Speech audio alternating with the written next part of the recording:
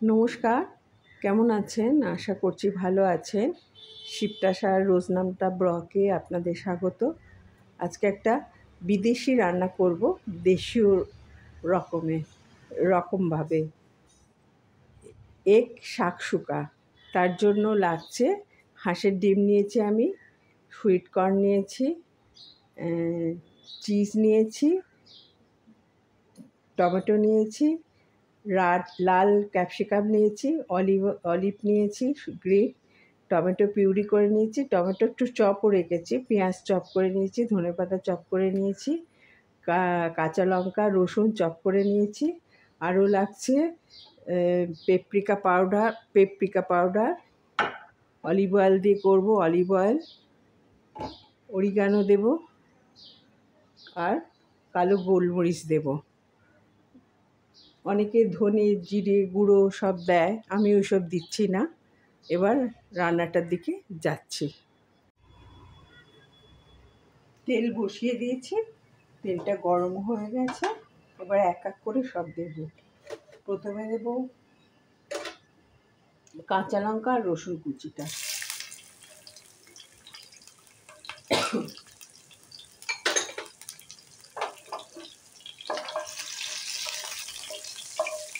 এটা জাস্ট একটু সতে করে নেব।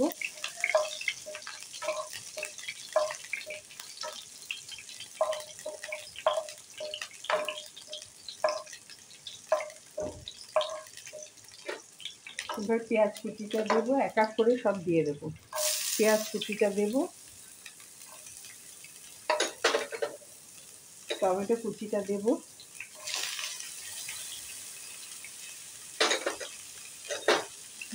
লাল ক্যাপসিকাম কুচিটা দেবো,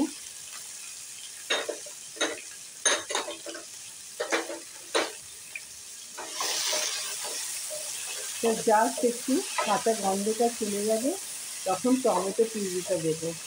অনেকে মানে রিয়েলি রান্নাতে ক্যানের টমেটো পেস্ট দেওয়া হয়, কিন্তু আমার ওসব নেই বলে আমি টমেটোটাকে পেস্ট করে নিয়েছি।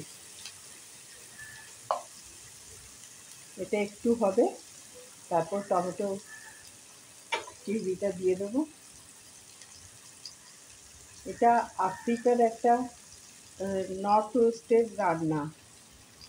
এক একজন এক এক রকমভাবে করে, এক একটা দেশে এক এক রকমভাবে করে। আমি আমার মতো করছি। এটা সাওয়ারডো ব্রেড দিয়ে সার্ভ করা হয়।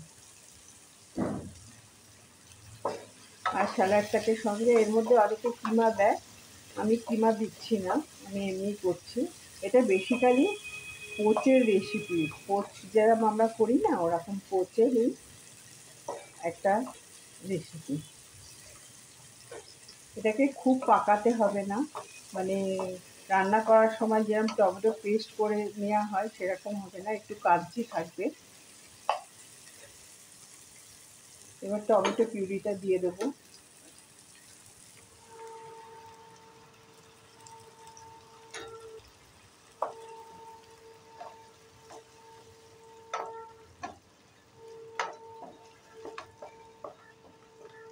টমেটো পিউরির কাঁচা ভাবটা চলে গেলে তারপর সব আবার মশলাগুলো দেব।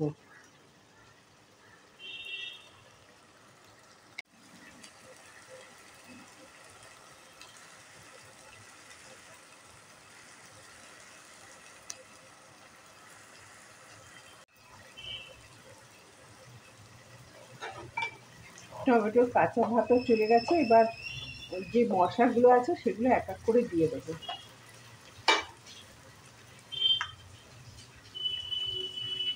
গোলমরিচ গুঁড়ো দেব,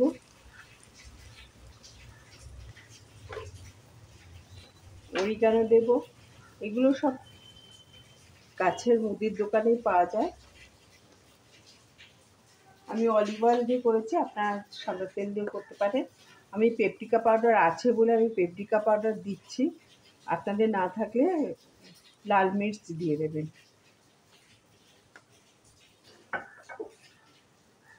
নুন মিষ্টি সব এখন দিয়ে দেবো। মিষ্টিটা দিচ্ছি এত টমেটো রয়েছে তো, একটু ব্যালেন্স করার জন্য মিষ্টিটা দিচ্ছি।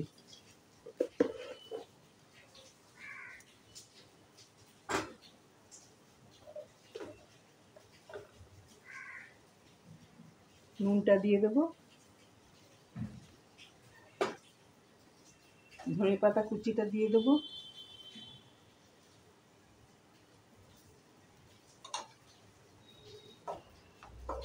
এগুলো একটু মিশিয়ে নেব।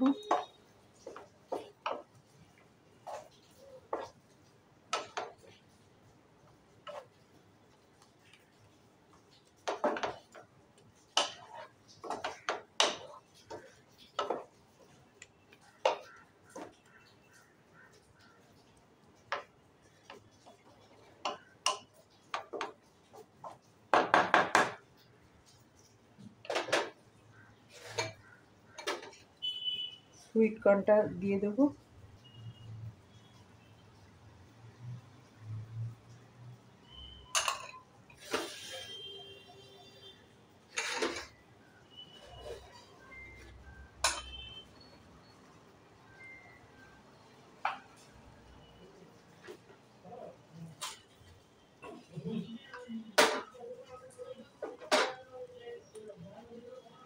এবার এক এক করে ডিমগুলো দিয়ে দেবো।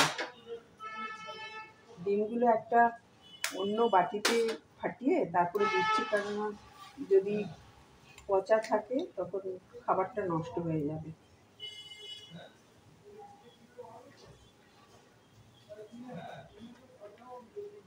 এটা এক এক করে ঢেলে দেবো, আবার একটু ভাগ করবো এখানটা।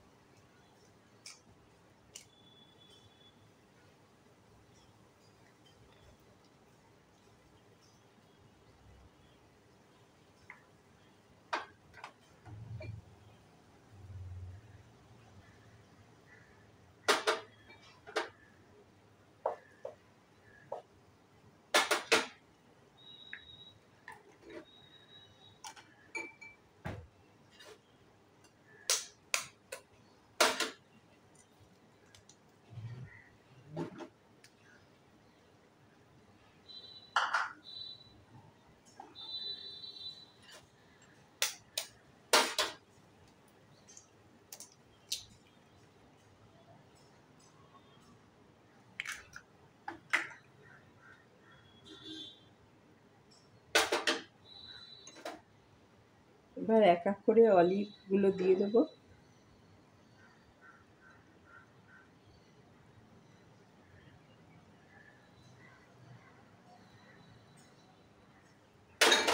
এটা খুব ব্রেকফাস্টে করে তো, এটা হোল মিলেও এখন খাচ্ছে, মানে হোল মিল এটা দিনের সারাদিনের যে কোনো সময় এটা খাওয়া যায়, এখন তাই খাচ্ছে লোকে। চিজটা দিয়ে দিচ্ছি, খুব তাড়াতাড়ি হয়ে যায়। 5 মিনিটের মতো ঢাকা দিয়ে রাখবো, তারপর এটা তুলে নেব।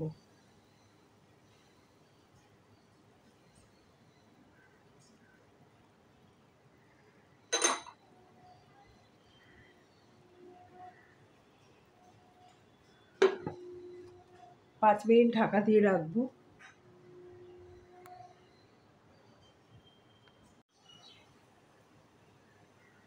এবার চাপাটা খুলে দেখি, হয়ে গেছে।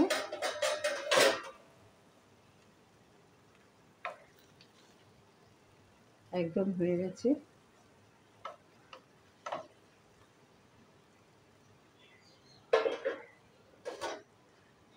এবার গ্যাস বন্ধ করে দেবো।